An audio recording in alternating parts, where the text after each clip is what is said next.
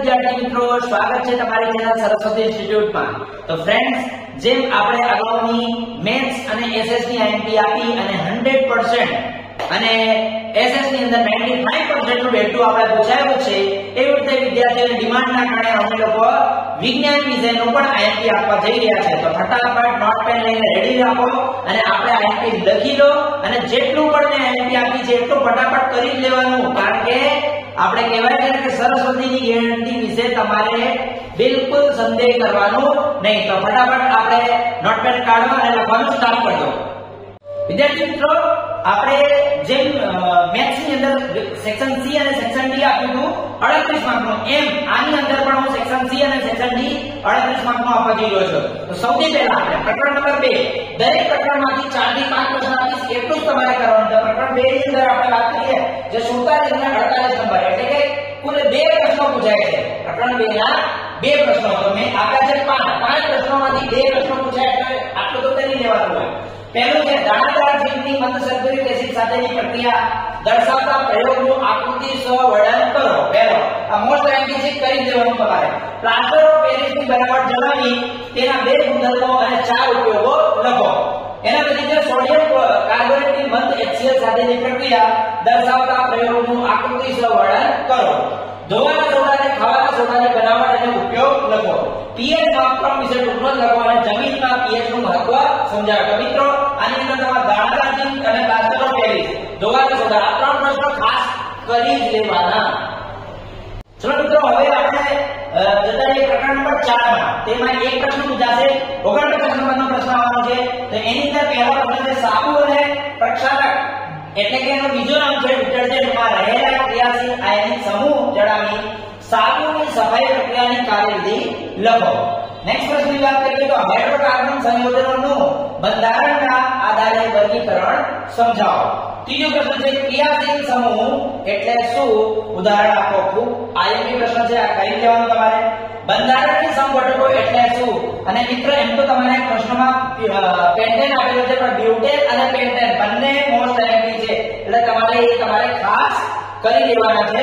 એમાં વ્યાખ્યા પહેલા લખવાની અને બંનેના બંધારણનું સૂત્ર લખવાનું છે। હાઇડ્રોકાર્બનનું સંયોજનનું બંધારણના આધારે વર્ગીકરણ સમજાવો।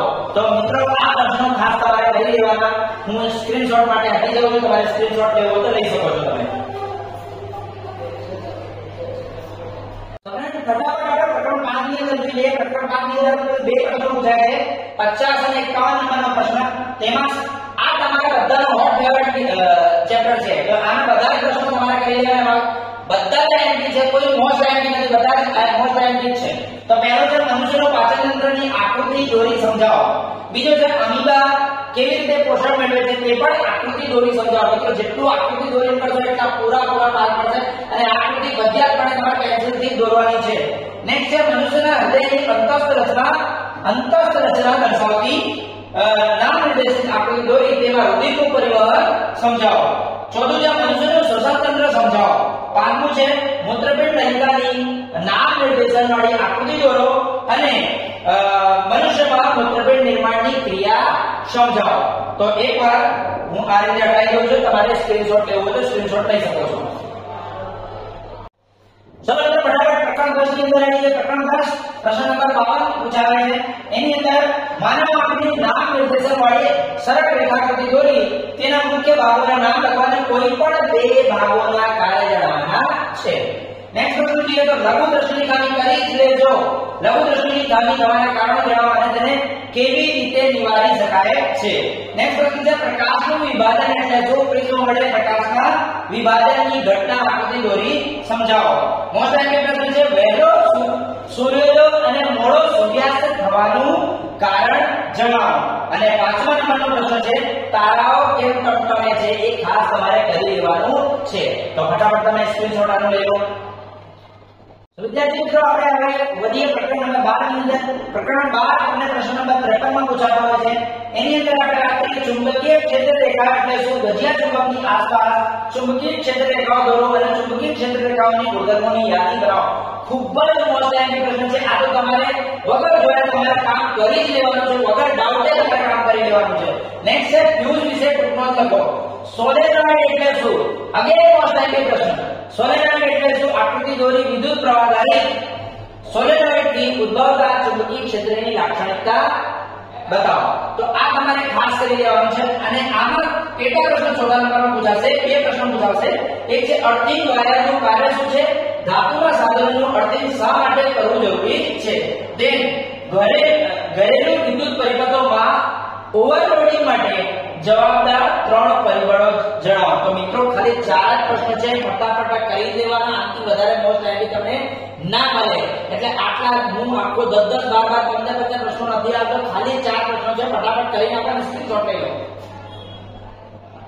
વિદ્યાર્થી મિત્રો, હવે આવી આપણે પ્રકરણ નંબર 13 માં જેમાં પ્રશ્ન નંબર 54 માં પૂછાતો હોય છે. તો એમાં પહેલો પ્રશ્ન છે નુસંત તંત્ર એટલે શું? તેના ઘટકો સમજાવો.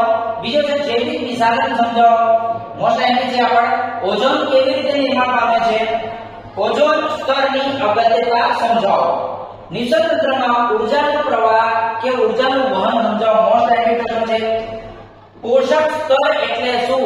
જુદા જુદા પોષક સ્તરો આકૃતિ દોરી સમજાવો. તો આની અંદર એક નિસર્ગ તંત્ર, જૈવિક વિસાધન અને ઊર્જાનો પ્રવાહ, આ 3 પ્રશ્નો ખાસ કરી લેવાના છે. એમ તો મેં 5 આગાહી તમારે ખાસ જ હોય, પણ જો કદાચ તમે ક્રમમાં રાખતા હો તો આ 3 ને કયા ક્રમમાં પછી 14 પાછો રાખ્યો. તો ફટાફટ એને સ્ક્રીનશોટ લઈ લો. મિત્રો હવે આપણે સેક્શન સી ની વાત કરીએ. તો સેક્શન સી ની અંદર પ્રશ્ન નંબર 38 થી 46 અને 9 માંથી કોઈ પણ 6 કરવાના હોય છે, જેમાં પ્રત્યેકના 3 ગુણ હોય છે. અને એમાં પ્રકરણ કયા કયા છે? એક છે, ત્રીજા પ્રકરણમાં 2 પ્રશ્નો આવે છે, છઠ્ઠો છે, સાતમામાં 2 આવે છે, નવમામાં 2 આવે છે અને 11મામાં 1 આવે છે. તો મિત્રો હવે સેક્શન સી ની વાત કરીએ તો સેક્શન સી માં પહેલો ચેપ્ટર આવે છે પ્રકરણ નંબર 1 અને એ પ્રશ્ન નંબરમાં પૂછાય છે 38 નંબરમાં પૂછાય છે. એમાં પહેલો છે વિઘટન પ્રક્રિયાના પ્રકાર જણાવી કોઈ પણ 2 પ્રક્રિયાના એક ઉદાહરણ સમીકરણ સાથે લખો. આની અંદર સમીકરણ લખો ખૂબ જ ઇમ્પોર્ટન્ટ છે. નેક્સ્ટ પ્રશ્ન વાત કરીએ તો ઉષ્માક્ષેપક અને ઉષ્મા શોષક. ખૂબ જ નાનો પ્રશ્ન છે, ખૂબ ઈઝી પ્રશ્ન છે, એટલે બધાને યાદ રહી જાય એવો પ્રશ્ન છે. તો ઉષ્માક્ષેપક અને ઉષ્મા શોષક પ્રક્રિયા એટલે શું? ઉદાહરણ આપી સમજાવો. નેક્સ્ટ પ્રશ્ન છે રેડોક્સ પ્રક્રિયા. કયા? રેડોક્સ પ્રક્રિયા કોને કહે છે? યોગ્ય ઉદાહરણ દ્વારા સમજાવો. નેક્સ્ટ પ્રશ્ન છે ખોરાપણું એટલે શું? તેને અટકાવવાના ઉપાય જણાવો. તો આની અંદર તમારી વાત કરીએ તો મોસ્ટ આઈએમપી ની અંદર એક વિઘટન પ્રક્રિયા, ઉષ્માક્ષેપક અને આ રેડોક્સ, આ 3 તો તમારે ખાસ કરી જ લેવાની. ચલો હવે આગળ વધીએ. પ્રકરણ નંબર 3 એમાં પ્રશ્ન નંબર 39 અને 40. તો એક જ ચેપ્ટરમાંથી 2 પ્રશ્નો આવશે, 39 માં અને 40 માં. અને આપણે ઇમ્પોર્ટન્ટ કેટલા છે? ઓન્લી 5. એટલે 5 માંથી 2 પ્રશ્નો ઇમ્પોર્ટન્ટ આપેલા છે. થર્મિક પ્રક્રિયા સમીકરણ આપી સમજો. ખૂબ જ ઇમ્પોર્ટન્ટ પ્રશ્ન છે, બિલકુલ ડાઉટ વગર આ પ્રશ્ન કરી લેવાનો છે તમારે. કોપરના શુદ્ધિકરણ માટેની વિદ્યુત વિભાજન પદ્ધતિ આકૃતિ દોરી સમજાવો. મિશ્ર ધાતુ એટલે શું? તેને બનાવવાના ફાયદા જણાવો અને તેના ઉદાહરણ આપો. મેગ્નેશિયમ ક્લોરાઇડ એટલે કે MgCl2 નું નિર્માણ ઇલેક્ટ્રોનની આપલે દ્વારા સમજાવો. પછી તફાવત લખવાના છે ધાતુ અને અધાતુ. એની અંદર પહેલો, બીજો, ત્રીજો નો ડાઉટ પણ ચૂપચાપ કરી લેવાના છે. અને મેગ્નેશિયમ વડો જોડવા છે અને ધાતુ અધાતુ તો એકદમ ઈઝી છે, એટલે બધાને આવડી જાય. એટલે આ 5 પ્રશ્નો નો ડાઉટલી કરી રાખો. આપણે 2 પ્રશ્નો પાછા છે. ચલો સ્ક્રીનશોટ લઈ લો બરાબર. ચલો વિદ્યાર્થી મિત્રો આગળ વધીએ તો આપણે પ્રકરણ નંબર 6 ની વાત કરીએ. જે પ્રશ્ન નંબર 41 માં આવે છે એની અંદર કુલ 4 પ્રશ્નો છે. એ કરી લેવાના તમારામાંથી. પહેલો છે પરાવર્તિત ક્રિયા એટલે શું? એના ઉદાહરણ આપો. ખૂબ ઈઝી પ્રશ્ન છે.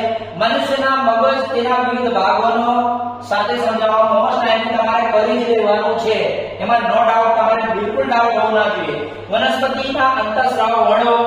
ચોથો છે પરાવર્તિત કમાન સમજાવો. કરોડરજ્જુની પરાવર્તિત ક્રિયા સમજાવો. આ જે તમારે આકૃતિ આવે છે પરાવર્તક કમાનની, એ તમારે કરી જ લેવાની છે. એટલે આ પણ આપણે મોસ્ટ આઈએમપી માં એને કરી શકાય.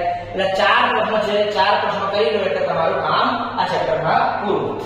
સ્ક્રીનશોટ લઈ લો તમે ફટાફટ. હવે આવી જઈએ પ્રકરણ નંબર 7 માં, જે પ્રશ્ન નંબર 42 માં પૂછાવે છે. તો એની અંદર પહેલા પ્રશ્ન છે માનવ વસ્તી નિયંત્રણની પદ્ધતિઓ જણાવો. કરી જ લેવાનું છે, બિલકુલ ડાઉટ વગર. સ્ત્રીનું પ્રજનન તંત્ર આકૃતિ દોરી સમજાવો. લાસ્ટ ટાઈમ પૂછાયું હતું, આ વખતે પણ પૂછાવાના ચાન્સીસ છે. એટલે આપણે કરી લેવાનું છે. અલિંગી પ્રજનન એટલે શું? તેના પ્રકાર પૈકી કલિકા સર્જન અને બીજાણુ નિર્માણ વિશે આકૃતિસર સમજાવો. તરુણાવસ્થા એટલે કે યૌવનમાં થતા ફેરફારો જણાવો. આપણે ઇમ્પોર્ટન્ટ છે, તમારે કરી લેવાનું છે. નેક્સ્ટ વન, પુષ્પના આયામ છેદની નામ નિર્દેશનયુક્ત આકૃતિ દોરી સપુષ્પી વનસ્પતિમાં લિંગી પ્રજનન સમજાવો. Most IMP. આની અંદર બિલકુલ ડાઉટ વગર, બિલકુલ વિચાર્યા વગર આ પ્રશ્ન તમારે કરી લેવાનો છે. આ વખતનો મોસ્ટ આઈએમપી પ્રશ્ન છે. ચલો ફટાફટ સ્ક્રીનશોટ લઈ લો મિત્રો. વિદ્યાર્થી મિત્રો, પ્રકરણ નંબર 9 ની વાત કરીએ તો એમાં કુલ 2 પ્રશ્નો પૂછાશે, 44 અને 45 નંબર પર, અને આપણી આઈએમપી ખાલી 5 પ્રશ્નોની છે. તો એમાં પહેલો છે પ્રકાશનું વક્રીભવન એટલે શું? તેના નિયમો લખો. લેન્સના પાવરની વ્યાખ્યા આપી સમજાવો અને તેનું એસઆઈ એકમ જણાવી પાવર માપવા માટે વપરાતા સાધનનું નામ આપો. તો એકદમ સિમ્પલ છે. એનો પાવર બરાબર P બરાબર F કરીને તમારે કરી લેવાનું છે. પ્રકાશનું પરાવર્તન એટલે શું? તેના નિયમો લખો. મોસ્ટ આઈએમપી પ્રશ્ન છે. ગોળીય લેન્સના સંદર્ભમાંની નીચેના પારિભાષિક શબ્દોનું વર્ણન કરો. એમાં પારિભાષિક શબ્દો છે તમારા વક્રતા ત્રિજ્યા, મુખ્ય કેન્દ્ર અને કેન્દ્ર લંબાઈ. આ પ્રકારના પ્રશ્ન પૂછાશે એટલે આપણે કરી લેવાના. અને આ ચેપ્ટરમાંથી મિત્રો દાખલા પૂછવાના ખૂબ ચાન્સીસ છે. એટલે ઉદાહરણના જેટલા પણ દાખલા છે તમે યાદ રાખો. તમારે જો સારા હો, હોશિયાર હો તો તમારે સ્વાધ્યાયના પણ કરી લેવાના છે. પણ જો તમારે ઉદાહરણના કરી લેજો તો પણ તમારે ઇનફ છે. તો ઉદાહરણના તમામ તમારા દાખલા કરી લેવાના છે. ફટાફટ એનો સ્ક્રીનશોટ લઈ લો. તો લાસ્ટ ચેપ્ટર આપણો આવ્યો છે સેક્શન C નો પ્રકરણ નંબર 11 અને પ્રશ્ન નંબર 46 માં પૂછાય છે. જો આની અંદર અવરોધનું શ્રેણી જોડાણ સમજાવી શ્રેણી જોડાણના સમતુલ્ય અવરોધનું સૂત્ર જણાવો. નેક્સ્ટ વન છે અવરોધનું સમાંતર જોડાણ પ્રકાર. તો શ્રેણી અને સમાંતરમાંથી એક પૂછવાના ચાન્સીસ છે એટલે બંને તમારે કરી લેવાના. તો એને સમજાવી એના પણ જોડાણનું સમતુલ્ય અવરોધનું સૂત્ર મેળવો. ઓહમનો નિયમ, નો ડાઉટ અબાઉટ ઇટ, કરી જ દેવાનો છે એનો નિયમ. અને એનો સાબિત કરતો જે પ્રયોગ છે એ બંનેમાંથી એક વસ્તુ પૂછાઈ શકે છે.